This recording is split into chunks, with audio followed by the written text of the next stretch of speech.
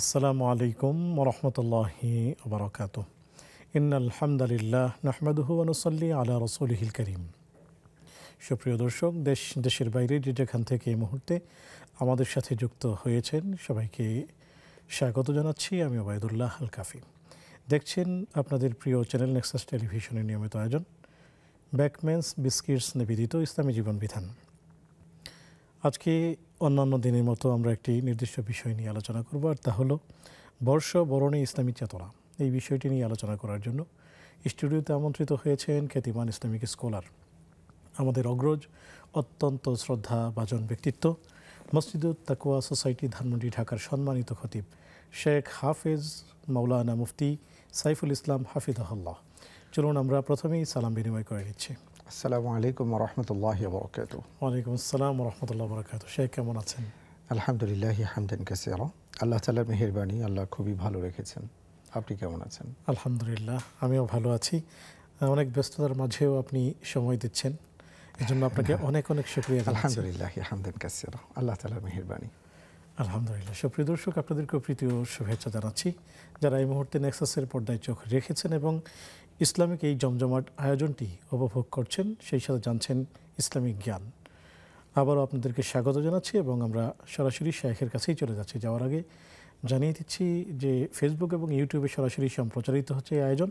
সেখানে মূল্যবান কমেন্টস করে আমাদের সাথেই থাকবেন এবং আপনি জানতে চাওয়া বিষয়গুলো আমাদের কাছে তুলে ধরবেন। আমরা শেখের মাধ্যমে আপনাদেরকে জানানোর চেষ্টা করব ইনশাআল্লাহ তাআলা। শেখ, বর্ষবরণে ইসলামী চেতনা যদি বলতেন। ইন্নাল হামদুলিল্লাহ ওয়াসসালাতু ওয়াসসালামু আলা রাসূলিল্লাহি আম্মা বা'দ। আউযু বিল্লাহি মিনাশ শাইতানির রাজীম। বিসমিল্লাহির রাহমানির রাহিম। ওয়াল আসরি ইন্নাল ইনসানা লাফি খুসর ইল্লাল্লাযীনা আমানু ওয়া আমিলুস সালিহাত ওয়া তাওয়াসাউ বিল হক ওয়া তাওয়াসাউ বিস সবর। সবচেয়ে বড় কথা হলো যে বর্ষবরণ, বর্ষ বিদায় ইত্যাদির সাথে যে বিষয়টি জড়িয়ে আছে তা হলো আমাদের জীবনের সময়ের যে চাকা আছে সেই চাকা প্রতিনিয়ত ঘুরছে এবং আমাদের এই সময়ের চাকায় বা সময়ের বাহনে চড়ে আমরা যারা মুসাফির আছি, যেদিন থেকে আল্লাহ তাআলা আমাদেরকে জীবন দান করেছেন সেদিন থেকেই এই বাহনে চড়ে আমরা সামনের দিকে এগিয়ে যাচ্ছি। প্রতিনিয়ত আমাদের কাছে যে সময়টা আসছে সেই সময়টা দ্বিতীয়বার আর কখনোই আসবে না, এবং যে সময়টা, যে মুহূর্তটা আমাদের কাছ থেকে বিদায় নিয়ে চলে যাচ্ছে সেই মুহূর্তটাও কোনোদিন আমাদের সামনে আসবে না। সেই হিসাবে আমরা বলতে পারি যে আমাদের জীবনের প্রতিটি মুহূর্ত, প্রতিটি ক্ষণ, প্রতিটি দিন, সময় আমাদের জীবনে নতুন, আর যেটা চলে যাচ্ছে আর কখনোই আসবে না। এই কারণে আলী রাদিয়াল্লাহু তাআলা আনহুর একটি বক্তব্য আছে অসাধারণ, যেটা বুখারীর মধ্যে নিয়ে আসা হয়েছে। ইরতাহালাতিদ দুনিয়া মুদবিরাতান ওয়ারতাহালাতিল আখিরাতু মুকবিলাতান ফাকুনু আবনা আল আখিরা ওয়া লা তাকুনু আবনা আদ দুনিয়া। আল্লাহু আকবার। ফাইন্না ফিল আখিরাতি লা আমাল হিসাবুন ওয়া ফিদ দুনিয়া আমালুন ওয়া লা হিসাবা। আপনি খুব ভালো করেই জানেন, আরবি সাহিত্যিক আপনি একজন, মাশাআল্লাহ তাবারাকাল্লাহ। তিনি অসাধারণ কথা যেটা বলেছেন যে আমরা যেদিন পৃথিবীতে আসছি সেদিন থেকেই সময়ের চাকায় চড়ে, বাহনে চড়ে আমরা সামনের দিকে অগ্রসর হচ্ছি। সুতরাং তুমি যখন সামনের দিকে অগ্রসর হচ্ছ তুমি আর পেছনের দিকে তাকিও না, কারণ পেছনে তুমি দুনিয়াকেই পেছনে ফেলে সামনে যাচ্ছ আখিরাতের দিকে। সুতরাং তুমি আখিরাতমুখী হও। তুমি যেখানে আছো সেখানে তুমি যাই করছো না কেন এটার কোনো হিসাব নেই, এই ব্যাপারে কেউ জিজ্ঞেস করবে না। কিন্তু তুমি যেখানে যাচ্ছ সেখানে তুমি কোনো কাজ করতে পারবে না, কিন্তু তোমার হিসাব দিতে হবে। তো বর্ষবরণের চেতনা যদি আপনি বলেন, সেটা হলো এই চেতনাই আমরা রাখতে পারি। ইসলাম কখনো কোনো বর্ষবরণ, নতুন দিন, বিদায় জুমা ইত্যাদি আমরা শব্দ ব্যবহার করি, আসলে ইসলাম এইভাবে দেখে না। ইসলাম দেখে তোমার জীবনে প্রত্যেকটা সময় নতুন সময়, প্রত্যেকটা সময়ের তুমি কদর করো, প্রত্যেকটা মুহূর্তকে তুমি সম্মান দাও, মর্যাদা দাও। রাসূল সাল্লাল্লাহু আলাইহি ওয়াসাল্লাম বলেছেন, নি'মাতানি মাগবুবুন ফীহিমা কাসীরুম মিনান নাস আস-সিহহাতু ওয়াল ফারাগ। মানুষের কাছে আল্লাহ তাআলা যে অসীম অসীম অসাধারণ অসংখ্য নিয়ামত দিয়েছেন, তার মধ্যে অত্যন্ত দুটি মূল্যবান নিয়ামত আছে যে নিয়ামতগুলোকে মানুষ খুবই অবজ্ঞা করে। এর মধ্যে একটি হলো সে যখন অবসর সময় পায়, তো আমাদের এই যে সময়টা আসে, এই সময়ের কদর আমাদের করতে হবে।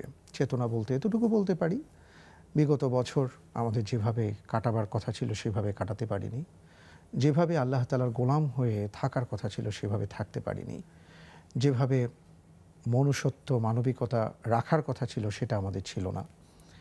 আমরা যেন এই ভুলগুলো শুধরাতে পারি, কারণ একটি নতুন বছর আসা মানে আনন্দ নয়, এ তো বেদনার সুর। কারণ হলো আমরা যত সামনে আমাদের বছরগুলো আসছে, আমার হায়াতগুলো তত কমে যাচ্ছে, কিন্তু আমার উপার্জন নেই। ওই উপার্জনের কথা চিন্তা করে আমরা যেন সামনে ভালোভাবে চলতে পারি, আল্লাহর কাছে দোয়া করা, তওবা করা, ইস্তিগফার করা, ক্ষমা প্রার্থনা করা। আলাদাভাবে এটাকে কোনো চেতনায় ধারণ করা ইসলাম কোনো বক্তব্য এই ক্ষেত্রে রাখেনি। জি, শুকরিয়া, জাযাকুমুল্লাহ।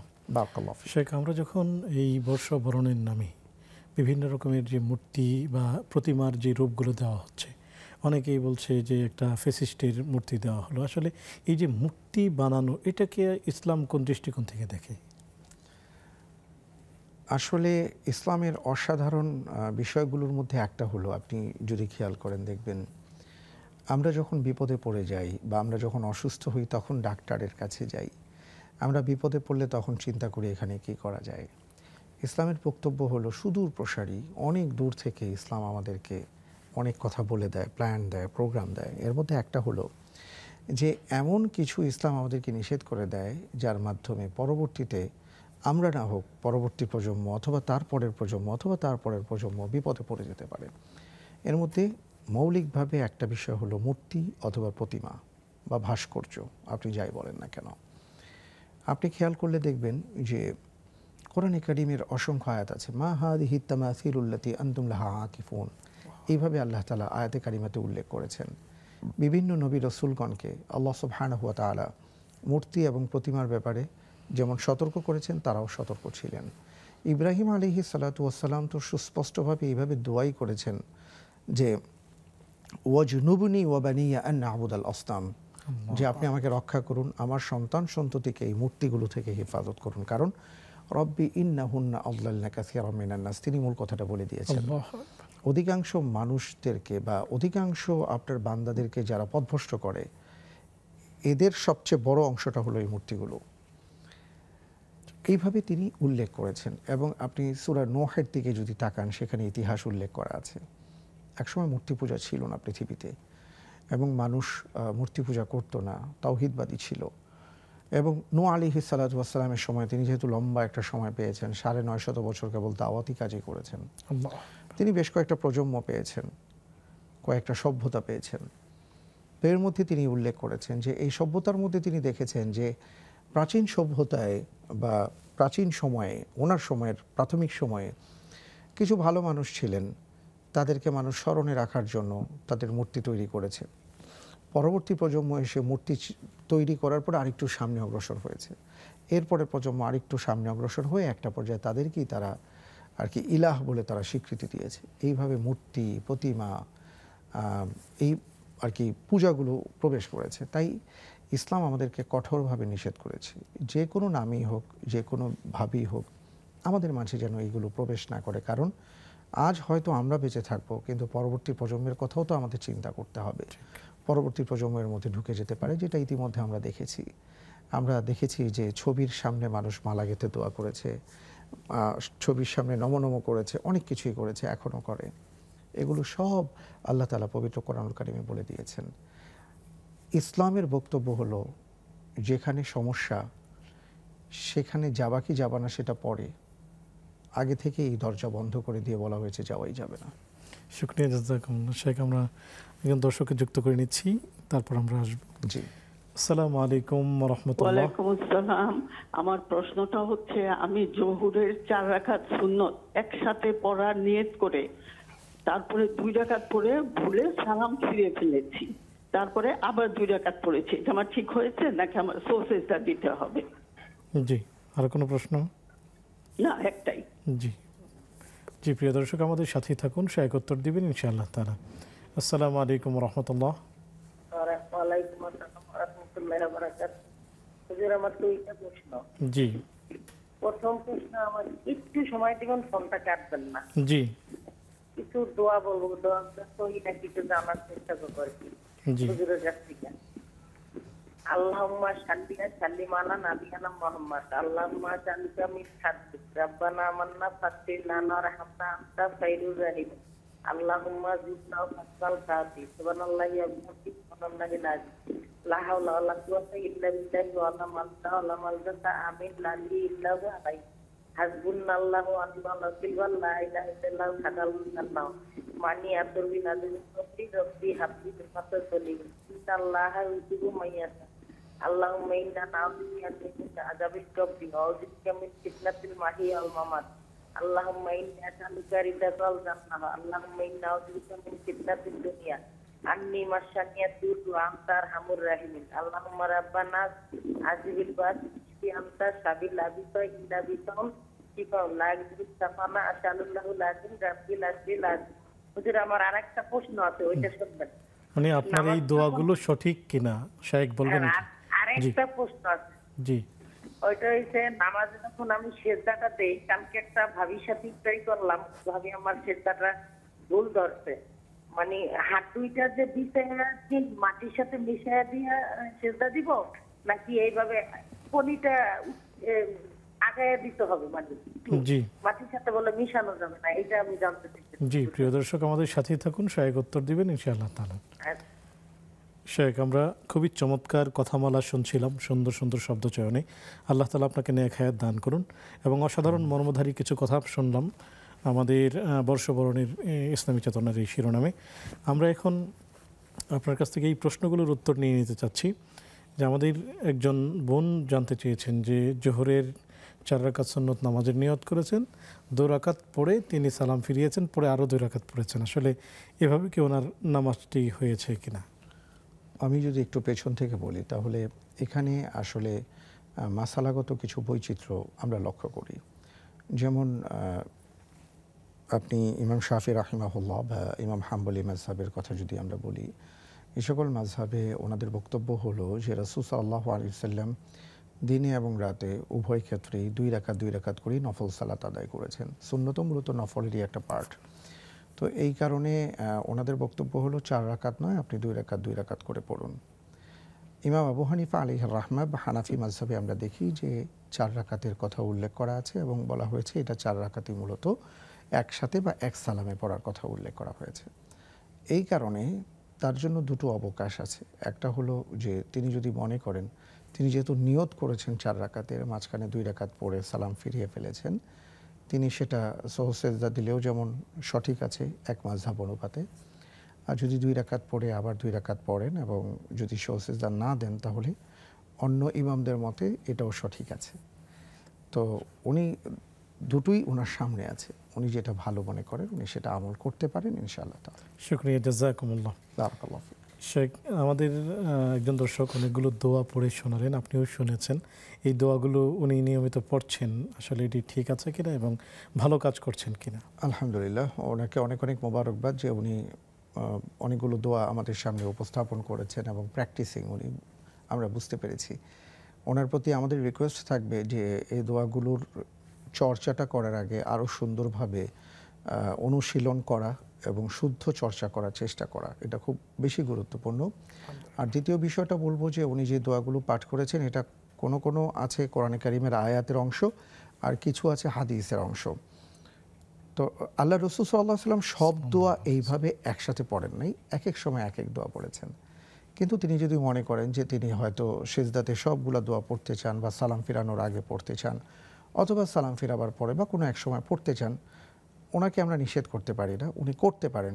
কিন্তু যেটা খেয়াল রাখতে হবে, মনে রাখতে হবে, এইভাবে তিনি যেভাবে পড়েছেন এইভাবেই রাসূল সাল্লাল্লাহু আলাইহি ওয়াসাল্লাম এটার পর এটা এইভাবে পড়েছেন, ব্যাপারটা এমন না, এটা আর কি সুন্নাহ না। কিন্তু জায়েজ আছে, উনি পড়তে পারেন, কিন্তু সুন্নাহ হিসাবে তিনি পড়বেন না, এটাই হলো বিষয়। শুকরিয়া, জাযাকুমুল্লাহ। বারাকাল্লাহ। শেখ, আমরা একটি বিরতি নিব ইনশাআল্লাহ। জি। সুপ্রিয় দর্শক, দেখছেন আপনাদের প্রিয় আয়োজন ব্যাকম্যানস বিস্কিটস নিবেদিত ইসলামী জীবন বিধান। অনুষ্ঠানের এই পর্যায়ে নিচ্ছি ছোট্ট একটি বিজ্ঞাপন বিরতি, ফিরছি একটু পর, আমাদের সাথেই থাকুন।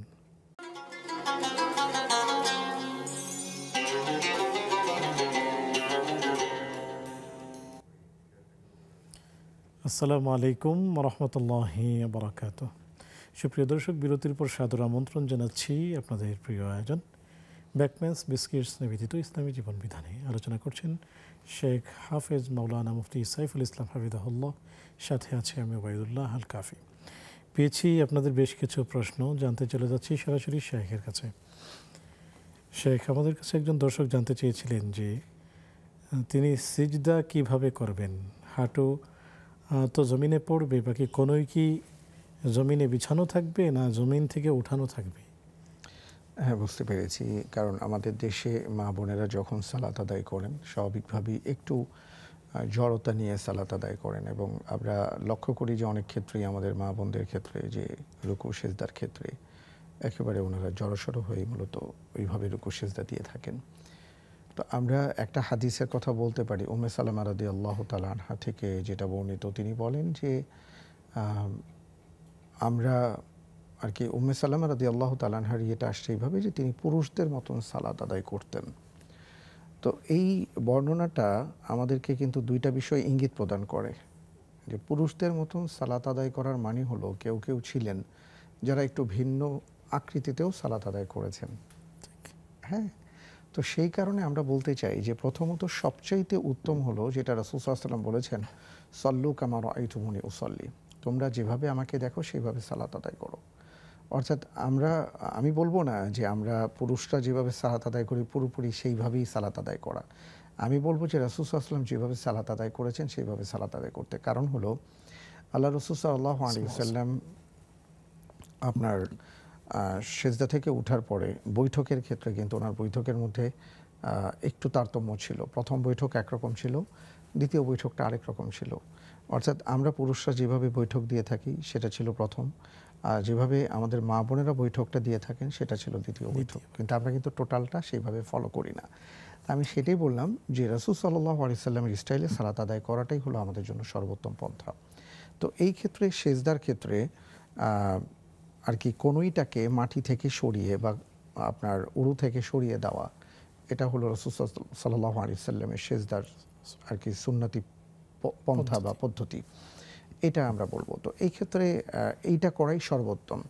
কিন্তু তারপরে যদি কেউ একটু জড়ো হয়ে আঁটোসাঁটো হয়ে সেজদা দেন ঠিক আছে, কিন্তু আমাদের দেশে একেবারে জড়তা নিয়ে যেইভাবে সেজদাটা দেওয়া হয় এটা আসলে একটা প্রশ্নবিদ্ধ ব্যাপার।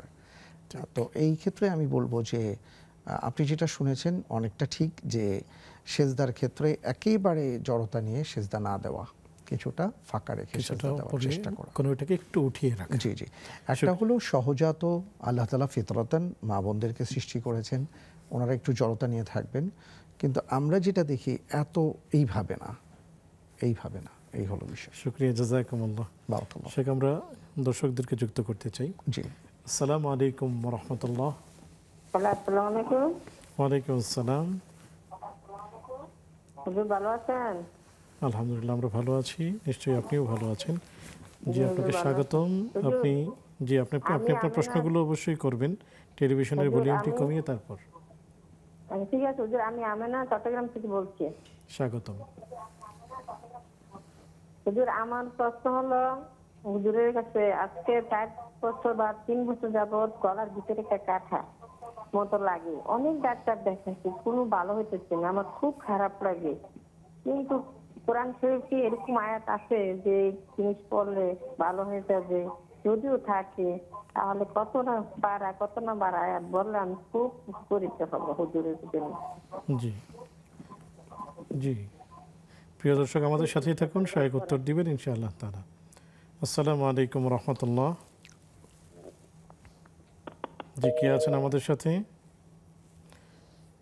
ঠিক আছে শেখ, আমরা আপনার কাছে জানতে চাইব যে গলায় কাটা বিঁধেছে বেশ অনেক বছর হয়, কোনো আয়াত আছে কিনা যা পড়ে উনি এই কষ্ট থেকে আসলে লাঘব হতে পারে, এই কষ্টটি যদি বলতেন।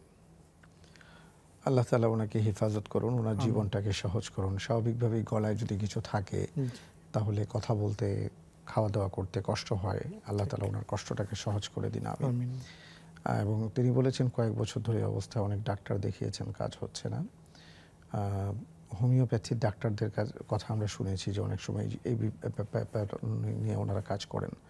তো আমরা আশা করব যে উনি হয়তো সেদিকে যাচ্ছেন কিনা বা যাবেন কিনা, চেষ্টা করে দেখতে পারেন। দ্বিতীয় যে ব্যাপারটি বলতে চাই সেটা হলো যে আমাদের খাওয়া দাওয়ার ক্ষেত্রে রাসূল সাল্লাল্লাহু আলাইহি ওয়াসাল্লাম সুন্নাহ আমাদেরকে শিক্ষা দিয়েছেন।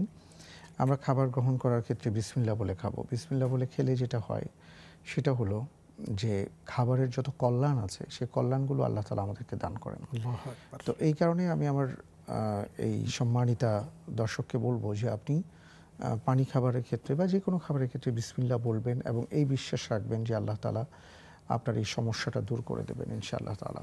এটা হলো সবচেয়ে বড় কথা। এরপরেও যদি আপনার এই কষ্টটা লাঘব না হয় সেই ক্ষেত্রে আপনার জন্য একটা সুসংবাদ দিতে চাই, কারণ এটা আপনার মনের একটা কষ্ট আছে যে এতদিন ধরে কষ্ট করছেন। সেটা হলো যে রাসূল সাল্লাল্লাহু আলাইহি ওয়াসাল্লাম বলেছেন যে আল্লাহ তাআলা তার বান্দাদের ক্ষেত্রে, ঈমানদারদের ক্ষেত্রে এতটা আজব একটা আচরণ করেছেন যে সে যদি একটা কাঁটা বিঁধে তার গায়ে, সেটার মাধ্যমে আল্লাহ তাআলা তার গুনাহ খাতাকে মাফ করেন। আল্লাহু আকবার। তো আপনার একটা কাঁটা আপনার গলার একটা অংশে আটকে আছে। তো আমরা যদি সেই হাদিসটাকে সামনে আনি তাহলে দেখব যে আল্লাহ তাআলা এর উসিলায় আপনার অনেক গুনাহ আল্লাহ ক্ষমা করে দিচ্ছেন। সুবহানাল্লাহ। এটা বিশ্বাস রাখা, তাহলে আপনি একটা সান্ত্বনা পাবেন। আর পাশাপাশি আপনি বিসমিল্লাহ বলুন আর আল্লাহ তাআলার কাছে দোয়া করুন। আর পাশাপাশি ডাক্তারদের শরণাপন্ন হয়েছেন, আপনি বলেছেন আরও ভালো কোনো ডাক্তার আছে কিনা তাদের কাছে আপনি যেতে পারেন ইনশাআল্লাহ। ইনশাআল্লাহ তাআলা আমরা দোয়া করছি আল্লাহ তাআলা যেন বোনকে এই বিপদ থেকে উদ্ধার করেন, আমিন। শেখ, আমরা আপনার কাছ থেকে শুনছিলাম যে এই যে মূর্তি পূজা কিভাবে প্রবেশ করলো। আসলে হিন্দু যে ধর্ম সেখানেও কিন্তু তাদের ধর্মীয় গ্রন্থে মূর্তি পূজা বলে কোনো কিছু নেই, এবং তাদের যতগুলো ধর্মগ্রন্থ আছে পণ্ডিত ব্যক্তিগণ তাই বলেছেন যে আসলে মূর্তি পূজা এটা পুরোটাই হলো মানুষের বানানো। সনাতন ধর্ম যারা আগে পালন করেছেন, সনাতন ধর্মের যেসব গ্রন্থাদি আছে কোথাও কোনো মূর্তি পূজা বলে কোনো শব্দ নেই, সেখানেও আল্লাহ তাআলার একত্ববাদের কথাই বলা হয়েছে। এবং অনেক বড় বড় ধর্মীয় পণ্ডিত এই কথা বলেছেন যে প্রথম ব্যক্তি যাকে মানুষ, যে ব্যক্তিকে মানুষ পরবর্তীতে অনুসরণ করেছে তার নাম ছিল মানু উপাসনা করত ওমের। ওম এর পরিচয় হিসেবে যা দেওয়া হয়েছে সেটা হলো তিনি নিরাকার, তার কোনো আকার নেই, যেটা আমরা আল্লাহ তাআলার ক্ষেত্রে আমরা যেই পরিচয়। আমি আপনাকে একটু বলতে চাই, সেটা হলো যে দেখুন ভিন্ন ধর্মের ভাইদের ব্যাপারে বা ওনারা কি করছেন সেটা হয়তো ওনাদের সাথে আমাদের ব্যক্তিগত আলোচনা, পর্যালোচনা, ভালোবাসার সাথে, উদারতার সাথে আমরা তাদেরকে বলতে পারি, বুঝাতে পারি, ওনারা আমাদেরকে বলতে পারেন। কিন্তু তারপরে আমি বলবো যে এটা একান্তই ওনাদের লাকুম দীনুকুম ওয়ালিয়া দীন। কিন্তু দুঃখজনক হলেও সত্য, সেটা তো অনেক দূরের ব্যাপার। আমাদের যারা ইসলাম ধর্ম পালন করেন, যারা ইসলাম মানেন, যেটা মুখে প্রকাশ করেন, যারা বলেন যে আমরা ঈমানদার, তাদের ক্ষেত্রে আসলে কি হচ্ছে?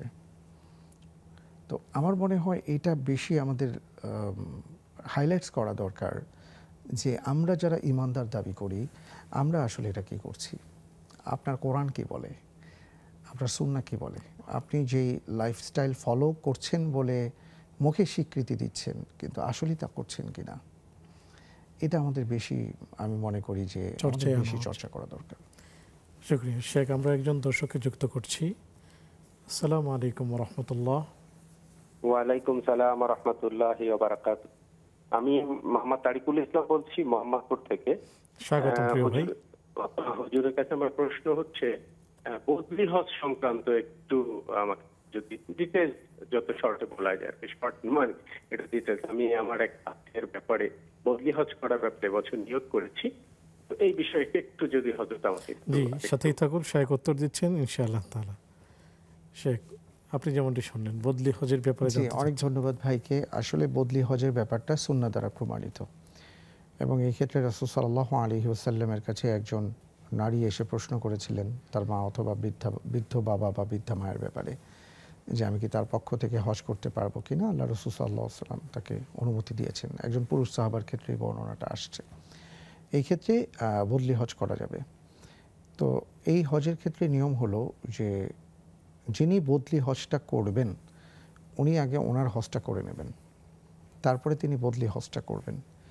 এবং আত্মীয় স্বজনদের মধ্যে আপন আত্মীয়দেরই আসলে বদলি হজ করাটা উত্তম, যদি তার নিয়ম কানুন সব কিছু জানা থাকে। আর যদি সেটা জানা না থাকে তাহলে বিজ্ঞ অভিজ্ঞ কারো মাধ্যমে এই হজটা করানো যায়। কোনো ব্যক্তি যদি ওসিয়ত করেন যে আমি তো পারলাম না, কিন্তু আমার যারা ওয়ারিসান আছো তোমরা বদলি হজ করো, তখন সেটা করাটা ওয়াজিব হয়ে যায় যদি সামর্থ্য থাকে। আর যদি তিনি ওসিয়ত না করেন তাহলে তার পক্ষ থেকে আদায় করা যায়, এটা সুন্নাহ এবং একটা উত্তম কাজ। শুকরিয়া, জাযাকুমুল্লাহ। শেখ, আমরা আরও একটি বিরতি নিতে চাই। জি, সুপ্রিয় দর্শক, দেখছেন আপনাদের প্রিয় আয়োজন ব্যাকম্যানস বিস্কিটস নিবেদিত ইসলামী জীবন বিধান। আমরা অনুষ্ঠানের এই পর্যায়ে নিচ্ছি আরও একটি বিজ্ঞাপন বিরতি। ফিরছি একটু পর, আমাদের সাথেই থাকুন।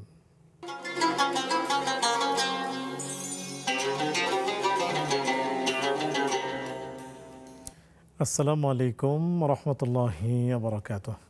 সুপ্রিয় দর্শক, বিরতির পর সাদর আমন্ত্রণ জানাচ্ছি আপনাদের প্রিয় আয়োজন ব্যাকম্যানস বিস্কিটস নিবেদিত ইসলামী জীবন বিধানে। আলোচনা করছেন শেখ হাফেজ মাওলানা মুফতি সাইফুল ইসলাম হাফিজাহুল্লাহ, সাথে আছে আমি ওবায়দুল্লাহ আল কাফি। আলোচনা চলছে বর্ষবরণী ইসলামিক চেতনা। আমরা শেখের কাছেই জানছি একটি অনুভূতি জানতে শেখের কাছে যাচ্ছি। শেখ, আমরা শুনেছি আপনার কাছ থেকে, আলহামদুলিল্লাহ, আমরা আসলে মুসলিম হয়ে আমাদের যে সংবিধান কোরআন সেটিকে আমরা আসলে ফলো করছি না। এটি আমাদের দুঃখের এবং বেদনাদায়ক একটি কথা। শেখ, আমরা আপনার কাছ থেকে জানবো যে আসলে মুসলিম হয়ে আমাদের মুসলিম ভাইদের জন্য আসলে আমাদের হৃদয় কাঁদে এবং আপনাদের নেতৃত্বে বিশাল এক গণজমায়েত হয়েছে। আমরা আসলে অনুভূতি জানতে চাই আপনার কাছে যে এই যে বিশাল জমায়েত হলো এবং আমরা আমাদের এই বাংলাদেশের ইতিহাসে এত বড় জমায়েত এর আগে হয়নি। তো আমরা গাজাবাসীর পক্ষে কথা বললাম, তো আপনার অনুভূতিটা কি? আসলে প্রথমত যেটা বলতে চাই যে আল্লাহ তাআলার কাছে অসংখ্য অগণিত শুকরিয়া যে আমরা এখনও এত ভালো আছি, যে আমরা নামাজ পড়তে পারছি, আমরা আমাদের জীবনযাপন করতে পারছি, স্বাধীনভাবে চলতে পারছি। আমরা যদি আর কি ফিলিস্তিনের দিকে তাকাই তাহলে বুঝতে পারবো যে তাদের কি অবস্থা চলছে। তাদের সেখানে জীবনের তো নিরাপত্তা নেই, তাদের খাদ্য নেই, পানীয় নেই। এমনকি আপনি খেয়াল করেছেন যে তাদেরকে এইভাবে নির্বিচারে হত্যা করা হচ্ছে যে মানুষ এইভাবে পশু পাখিকেও আসলে হত্যা করে না, যেভাবে তাদেরকে মারা হচ্ছে এবং প্রতিনিয়ত তাদেরকে হত্যা করা হচ্ছে। কিন্তু দুঃখজনক হলেও সত্য, আমরা একবিংশ শতাব্দীতে নিজেদেরকে একটা সভ্য পৃথিবীর প্রতিবেশী বা সভ্য পৃথিবীর একজন নাগরিক হিসেবে দাবি করা সত্ত্বেও আমার পাশে যখন নির্বিচারে এইভাবে মানুষ মারা হয়, আমরা অনেকেই, সবাই না, অনেকেই আমরা নীরব দর্শকের ভূমিকা পালন করি, যেটা নিঃসন্দেহে আমাদের জন্য দুঃখজনক, হতাশাব্যঞ্জক এবং এর মাধ্যমে আবারও প্রমাণিত হচ্ছে যে আসলে মানুষ রচিত আইন আর আল্লাহ প্রদত্ত আইনের পার্থক্য হলো এখানেই। কারণ মানুষ রচিত আইনে কখনো ইনসাফ কায়েম হয় না। সবাই সবার নিজেদের স্বার্থের কথা চিন্তা করার পরে সে অন্যের ব্যাপারে সে নাক গলায়, কিন্তু নিজের ব্যাপারে যেন সব ঠিক থাকে ওইভাবেই তারা আইন প্রণয়ন করে, যেটা আমরা পৃথিবীতে মোড়লদের কাছ থেকে দেখতে পাচ্ছি। কিন্তু আল্লাহর আইন কি, ইসলামের বিধান কি, সেখানে প্রত্যেকের ইনসাফ, প্রত্যেকের অধিকার, প্রত্যেকের মর্যাদাকে সমুন্নত রাখা হয়েছে, সংরক্ষণ করে রাখা হয়েছে। তো আসলে ফিলিস্তিনের যে ঘটনা আমরা দেখতে পেলাম বা দেখতে পাচ্ছি প্রতিনিয়ত হয়ে যাচ্ছে, সেই দিন আমরা আসলে নিজেদেরকে খুবই অসহায় মনে হয়েছে। যেই দিন একজন মা তিনি লিখেছিলেন যে আমার চোখের সামনে আমার স্বামীকে শাহাদাত হতে দেখেছি, আমার সন্তানের দুটো পা চলে গেছে, আমার হিজাবটা দিয়ে তার পা দুটোকে আটকে 4 কিলোমিটার হেঁটেছি এবং একটা পর্যায়ে আমার সেই সন্তানও শাহাদাতের অমীয় সুধা পান করেছে। আমার যতটুকু করার ছিল আমি তাই করেছি। আর আমি দেখেছি যে মুসলিম উম্মার চাইতে আমার এই হিজাবের কাপড়টা বেশি কাজে লেগেছে। আপনি এই একটা লাইনকে যদি সামনে নিয়ে আসেন তাহলে এখানে সকল ব্যর্থতা আমাদের, এখানে আমাদের সকলের ব্যর্থতা, এবং আমি কি বলবো যে এখানে আসলে কোনো ভাষা নেই। তো আলহামদুলিল্লাহ এখানে আমরা কিছু ভাইয়েরা মিলে যখন এটা চিন্তা করা হলো এবং আল্লাহর মেহেরবানিতে আমি খুবই নগণ্য হিসাবে এই কাজের সাথে সম্পৃক্ত ছিলাম এবং আমরা যে অভূতপূর্ব সাড়া পেয়েছি, এটা আমরা বারবার বলেছি যে এটা বাংলাদেশের আপামর শান্তিকামী জনগণের আয়োজন, এটা আমাদের একার কারণ নয়। এখানে বাংলাদেশের প্রত্যেক মানুষের, প্রত্যেক গোষ্ঠীর দল মত বর্ণ নির্বিশেষে, ধর্ম নির্বিশেষে আমরা সাপোর্ট পেয়েছি এবং সবাই এগিয়ে এসছেন, যে কারণে সবাই মিলেই আমরা একটা আওয়াজ দিতে পেরেছি। আমাদের কথা এতটুকু আমরা বলতে পেরেছি, আমরা শান্তির সপক্ষে, আমরা যুদ্ধ চাই না, হত্যা চাই না। আমরা এটা চাই না যে অন্যের নির্দিষ্ট জায়গায় আরেকজন এসে সেখানে মানুষকে এইভাবে উদ্বাস্তু করে দিক। এটা অত্যাচার, এটা নিপীড়ন, এটা জুলুম। এই জুলুমের বিরুদ্ধে আমাদের আওয়াজকে আমরা বিশ্বের দরবারে পৌঁছে দেবার চেষ্টা করেছি এবং এই জন্য আমি বাংলাদেশের সবাইকে ধন্যবাদ জানাই আমাদের এই আয়োজনের পক্ষ থেকে, কারণ আমি খুব নগণ্য মানুষ, মুখপাত্র হিসেবে দায়িত্ব পালন করেছিলাম। সবাইকে ধন্যবাদ জ্ঞাপন করছি আর আল্লাহর দরবারে শুকরিয়া আদায় করছি যে এই বিশাল আয়োজন তিনি আমাদেরকে সাহায্য করেছেন। এবং বাংলাদেশের সবাই এবং সকল সংস্থার কথাও আমি বলবো যে বিশেষ করে আইন শৃঙ্খলা রক্ষাকারী বাহিনীর সবাই আমাদেরকে সহযোগিতা করেছেন সর্বোচ্চটুকু। আলহামদুলিল্লাহ, শুকরিয়া। শেখ, আমরা দুজন দর্শককে যুক্ত করে নিচ্ছি। জি, আসসালামু আলাইকুম ওয়া রাহমাতুল্লাহ।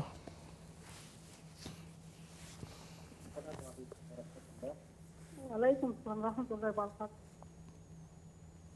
জি, স্বাগতম প্রিয় বোন, প্রশ্নটি করুন।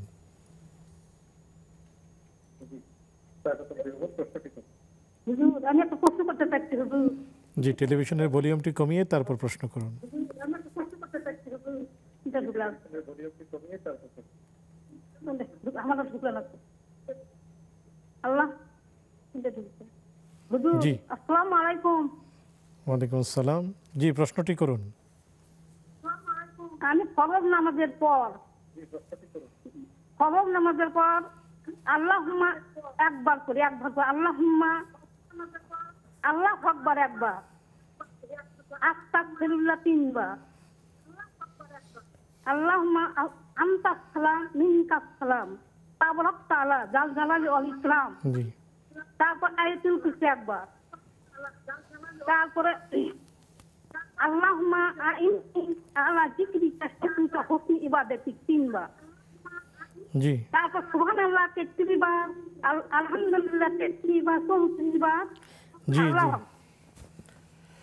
ঠিক আছে। প্রিয় বোন, আমাদের সাথেই থাকুন, শেখ ইনশাআল্লাহ তাআলা বলে দিবেন। আসসালামু আলাইকুম ওয়া রাহমাতুল্লাহ। ওয়ালাইকুম আসসালাম ওয়া রাহমাতুল্লাহি ওয়া বারাকাতুহু। আমি মিরপুর 13 থেকে বলছি। স্বাগতম প্রিয় ভাই, প্রশ্নটি করুন। জি জি, আমার সামনে আমার প্রিয় একজন ব্যক্তিত্ব বসে আছেন, শেখ মুফতি হাফেজ সাইফুল স্যার।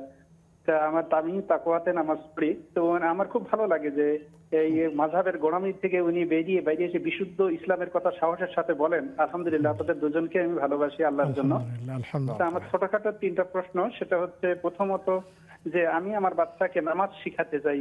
ওই একটু আগে উনি বললেন যে আমাদের নবীজি রাসূলুল্লাহ সাল্লাল্লাহু আলাইহি ওয়াসাল্লাম যে নামাজ পড়তেন সেই নামাজ আমি কি বইটা কিনে আমি আমার বাচ্চার হাতে দিতে পারি, এক।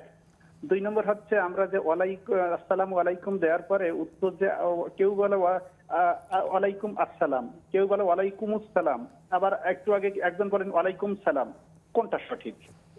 জি, আর 3 নম্বর আমরা ছোট্ট একটু প্রশ্ন, সেটা হচ্ছে আমি পাইলস রোগের জন্য আমি একটা গাছের শিকড় আমি কোমরে বাঁধি, মাদলিতে ভরে, কিন্তু আমি বিশ্বাস রাখি আল্লাহর উপরে, কারণ এই জমিনে এই প্রকৃতি আল্লাহর দান। প্রকৃতির মাধ্যমে আল্লাহ মানে ওষুধ দিয়ে রাখছেন, প্রতিষেধক দিয়ে রাখছেন।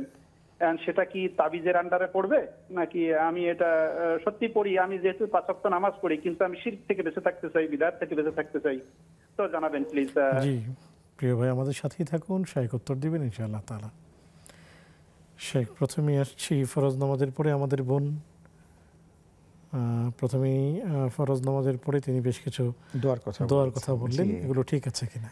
হ্যাঁ, উনি যেগুলো বলেছেন সবগুলো ঠিক আছে। যেটা রাসূল সাল্লাল্লাহু আলাইহি সাল্লামের আমল থেকে আমরা পাই। তিনি সালাম ফিরাবার পরে আল্লাহু আকবার বলতেন, 3 বার আস্তাগফিরুল্লাহ বলতেন, তারপরে আরও বিভিন্ন দোয়া বলতেন। যে দোয়াগুলো তিনি বলেছেন ঠিক আছে, আলহামদুলিল্লাহ, কোনো সমস্যা নেই। শুকরিয়া, জাযাকুমুল্লাহ। শেখ, আমরা আরও একটি বিরতি নিচ্ছি।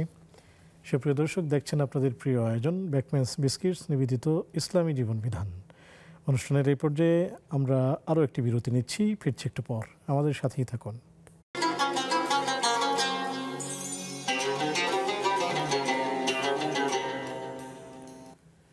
আসসালামু আলাইকুম রহমতুল্লাহি ওয়া বারাকাতুহু। সুপ্রিয় দর্শক, বিরতির পর সাদর আমন্ত্রণ জানাচ্ছি আপনাদের প্রিয় আয়োজন ব্যাকপেন্স বিস্কিটস নিবেদিত ইসলামী জীবন বিধানে। আলোচনা করছেন শেখ হাফেজ মাওলানা মুফতি সাইফুল ইসলাম হাফিজাহুল্লাহ, সাথে আছি আমি ওবায়দুল্লাহ আল কাফি।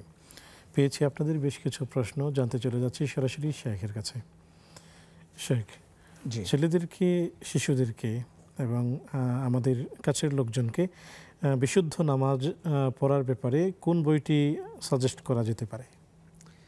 এই মুহূর্তে একটি বইয়ের নাম আমার মনে পড়ছে, নাসিরউদ্দিন আলবানী রাহিমাহুল্লাহর খুব চমৎকার একটি বই আছে যেটা আরবির অনুবাদ হয়েছে। আরবিটা হলো সিফাতু সালাতিন নবী সাল্লাল্লাহু আলাইহি ওয়াসাল্লাম কান্নাকা তারাহা, যে রাসূল সাল্লাল্লাহু আলাইহি ওয়াসাল্লামের নামাজের পদ্ধতি যেন তুমি তাকে দেখতে পাচ্ছ।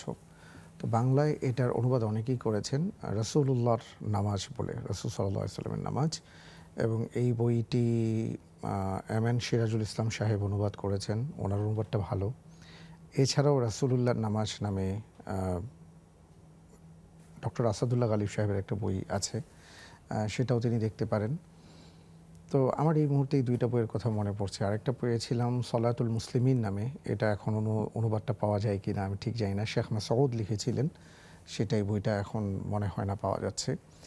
তো এই বইগুলোতে একেবারে আদ্যপান্ত তুলে ধরার চেষ্টা করা হয়েছে। তো আমি বলবো যে এটা আপনি দেখতে পারেন। আলহামদুলিল্লাহ। তাহলে আমাদের দর্শক এই বইটি ইনশাআল্লাহ তাআলা নিজেও পড়তে পারেন এবং পরিবারের অন্যদেরকেও দিতে পারেন। শেখ, আমাদের হাতে আরও প্রশ্ন আছে, তবে আমাদের অপেক্ষায় আছেন দর্শক, আমি নিতে যাচ্ছি। জি, আসসালামু আলাইকুম ওয়া রাহমাতুল্লাহ।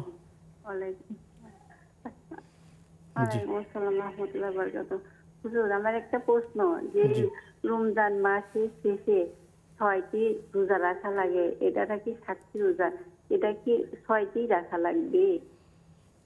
জি জি, প্রিয় বোন, শেখ উত্তর দিচ্ছেন ইনশাআল্লাহ তাআলা। আর হুজুর, আরেকটা প্রশ্ন আছে আমার। হুজুর, আরেকটা প্রশ্ন, আমি তাহাজ্জুদও পড়ি, এমনি নামাজও পড়ি এবং অনেক কিছু আমল করি হুজুর, তাও কেমন যেন ভয় ভয় লাগে, যেটা ঠিক না ভুল। জি, কি করণীয়? শেখ উত্তর দিবেন ইনশাআল্লাহ তাআলা, আমাদের সাথেই থাকুন। শেখ, সালামের উত্তর দিতে গিয়ে অনেকেই অনেক রকম করে বলে থাকেন। ওয়া আলাইকুমুস সালাম বলবেন। জি, আলহামদুলিল্লাহ, হয়ে গেল। আমাদের ভাই শিরিক থেকে বেঁচে থাকার চেষ্টা করেন, তবে কোনো একটি কারণে একটি গাছের শিকড় তিনি ব্যবহার করছেন, তবে বিশ্বাস রাখছেন যে আল্লাহ তাআলার কাছেই সব ক্ষমতা। এক্ষেত্রে এটি শিরিক হবে কিনা? ব্যাপার হলো, প্রাচীন যে আমাদের চিকিৎসা পদ্ধতি, আল্লাহ তাআলা তো মানুষদেরকে মাটির নির্যাস থেকে তৈরি করেছেন, তিনি জানিয়ে দিয়েছেন। এটাকেই যদি আমরা দেখি যে অন্যান্য ধর্মে, যেমন সনাতন ধর্মে আসছে পঞ্চভূতের কথা, এখানে তারা আগুন, পানি, বাতাস ইত্যাদি নিয়ে 5টা বিষয় নিয়ে বলেন যে মানুষ এখান থেকে সৃষ্টি। মূল ব্যাপারটা হলো আল্লাহ তাআলা মানুষকে যেভাবে সৃষ্টি করেছেন, ওই যে মাটির নির্যাস থেকে, সেই মাটি এখানেই, অর্থাৎ প্রকৃতির সাথে মিশেই আল্লাহ তাআলা আমাদেরকে সৃষ্টি করেছেন। এই কারণে প্রকৃতির সব কিছুই আমাদের জন্য তিনি রেখেছেন আমাদের উপকারার্থে, যেটা কোরআনে কারিমের আয়াতে আসছে। এবং আমরা যত মেডিসিন খাই, এই মেডিসিন সব এই প্রকৃতি থেকেই কিন্তু নেওয়া, নির্যাসটা সেখান থেকেই। তো এই কারণে তিনি একটা কথা গুরুত্বপূর্ণ বলেছেন যে তিনি এটা মনে প্রাণে বিশ্বাস করেন এবং তিনি খুব ভালো করে জানেন যে সুস্থতার মালিক আল্লাহ তাআলা। তিনি এই গাছের শেকড়টি এই জন্য রেখেছেন যে এটার সাথে আমাদের শরীরের একটা সম্পর্ক, অর্থাৎ ঔষধ হিসাবে তিনি ব্যবহার করছেন। যদি তিনি ঔষধ হিসাবে ব্যবহার করেন এবং এটা যদি তার মাথায় থাকে যে এটা একটা ঔষধের মতন কাজ করবে, কিন্তু এটা এমন না যে এটা লাগালেই আমি সুস্থ হয়ে যাব, কারণ সুস্থতার মালিক আল্লাহ তাআলা, এটা একটা ঔষধ মাত্র, তাহলে ঠিক আছে। কিন্তু তাবিজ আর এগুলোর মধ্যে পার্থক্য হলো, যারা তাবিজ লাগায় তারা মনে করে এটা পড়েছি বা লাগিয়েছি এটাই আমাকে সুস্থ করে দিবে। কারো ক্ষমতা নেই কাউকে সুস্থ করবার, একমাত্র আল্লাহ সুবহানাহু ওয়া তাআলা ছাড়া। জাযাকুমুল্লাহ। শেখ, রমজানের পরে যে রোজা রাখতে হয় 6টি কি রাখতে হবে? রাসূল সাল্লাল্লাহু আলাইহি ওয়াসাল্লাম 6টি রোজা রাখার কথাই বলেছেন, সুতরাং আপনি 6টি রোজা রাখবেন, এটাই মূলত মূল সুন্নাহ। জাযাকুমুল্লাহ। উনি তাহাজ্জুদের নামাজ পড়ছেন, তো আরও অনেক আমল করছেন বাকি, এই ভয়ও পাচ্ছেন এগুলো কি ঠিক হচ্ছে কিনা? আল ঈমানু বাইনা রাজাই ওয়াল খাউফ, ঈমানের পরিচয় দেওয়া হয়েছে, সেখানে ভয়ও থাকবে, শঙ্কাও থাকবে, আবার আশাও থাকবে। এই যে আপনি আশা নিয়ে নামাজ পড়ছেন, নামাজের পরে আবার শঙ্কা করছেন, ভয় করছেন, এটাই হলো ঈমানের পরিচয়ক। সুতরাং আলহামদুলিল্লাহ, এটা ঠিক আছে। ভয় তো পেতেই হবে, ভয় না পেলে তো আমরা লাগামহীন হয়ে যাব। শুকরিয়া, জাযাকুমুল্লাহ। শেখ, মসজিদে নববীতে গিয়ে জুতা হারিয়ে যায়, সেই ক্ষেত্রে যদি কম দামি একটি জুতা নিয়ে নেওয়া হয়, যে জুতা ছাড়া যাওয়া যাবে না, এই ক্ষেত্রে কি গুনাহ হবে কিনা? যদি ব্যাপারটা এমন হয় যে আসলে মসজিদে নববীতে বা মসজিদে হারামে জুতাটা চুরি হয় না, হারিয়ে যায় নানা কারণে। তো যদি এমন হয়ে থাকে তাহলে তিনি যেটা করবেন সেটা হলো যে যেই জুতাটা তিনি পায়ে দিয়ে চলে গিয়েছিলেন, যাওয়ার পরে তিনি আবার জুতা নিয়ে এসে ঠিক যেখান থেকে তিনি জুতাটা নিয়েছেন সেখানে আবার তিনি রেখে দেবেন। শুকরিয়া, জাযাকুমুল্লাহ। তাহিয়াতুল ওযুর নামাজ পড়ার নিয়ম কি জানতে চেয়েছেন? স্বাভাবিক নিয়ম, আপনি ওযু করার পরে 2 রাকাত সালাত আদায় করবেন, এটাই তাহিয়াতুল ওযু। শুকরিয়া, জাযাকুমুল্লাহ। শেখ, সর্বশেষ যদি কিছু বলতেন অল্প সময়ের মধ্যে আজকের এই বিষয় নিয়ে। জি, আজকের ব্যাপারটা নিয়ে আমি আবারও একটু সবাইকে বলবো যে একটা ব্যাপার অন্তত আমরা চিন্তা করি যে আমাদের হায়াত ফুরিয়ে যাচ্ছে, আমরা ধীরে ধীরে মৃত্যুর দিকে চলে যাচ্ছি। একটা অনন্ত সফর আমার জন্য অপেক্ষা করছে, যে সফর যেই কোনো মুহূর্তে যেই কোনো কারো ক্ষেত্রেই ঘোষিত হতে পারে, চলে যেতে হতে পারে। আমরা পৃথিবীর বিভিন্ন সফরের ক্ষেত্রে প্রস্তুতির সময় পাই, এখানে আগে থেকেই সবসময় প্রস্তুত হয়ে থাকতে হয়। প্রশ্ন হলো সেই প্রস্তুতিটা আমাদের কতটুকু আছে।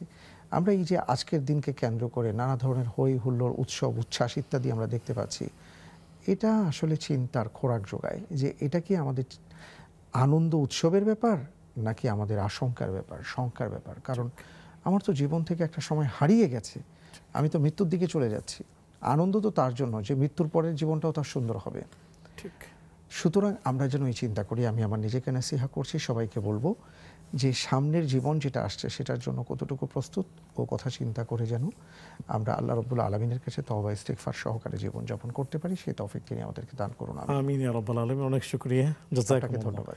সুপ্রিয় দর্শক, এই ছিল আজকে আমাদের আয়োজন। আগামী পর্ব দেখার আমন্ত্রণ জানিয়ে এবং শায়েখের যে কথাগুলো বললেন, অমূল্য বাণীগুলো, সেগুলোকে সামনে রেখে রাহবারি নিয়ে সুন্দরভাবে নিজেকে আল্লাহ তাআলার ভয় অন্তরে ঢুকিয়ে আমরা পরকালের জন্য প্রস্তুতি নেওয়ার উদাত্ত আহ্বান জানিয়ে আজকের মতো বিদায় নিচ্ছি। সে পর্যন্ত ভালো থাকুন, সুস্থ থাকুন। আসসালামু আলাইকুম ওয়া রাহমাতুল্লাহি ওয়া বারাকাতুহু।